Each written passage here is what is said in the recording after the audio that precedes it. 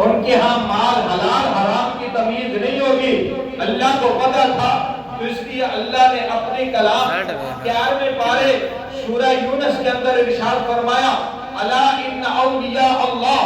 میں تمہیں بتاؤں اللہ کی ذات نے انسانوں سے جب گفتگو کی تو یہ لفظ لے کر اللہ کی ذات بڑا عجیب انداز کے اندر آئے. اللہ اور توجہ کے ساتھ بات سننا، بات بڑی اللہ کی ذات اہم کہنا چاہ رہی ہے.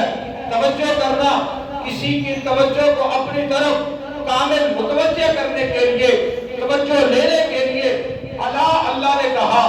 اگر غافل آگے سننے والا غفلت کے اندر تھا، آنکھیں تو کھلی تھی لیکن سوچ کہیں اور تھی، اس کو بھی جگانے کے لیے اللہ آیا کہ تو توجہ ادھر ادھر نہیں بلکہ توجہ آگے والے کلام کی طرف کر. آگے جو اللہ کا حکم امر ہے اس کی طرف توجہ کر. بڑی اہم بات اللہ کہنا چاہتے ہیں. اللہ خبردار، توجہ کرنا، دھیان کرنا.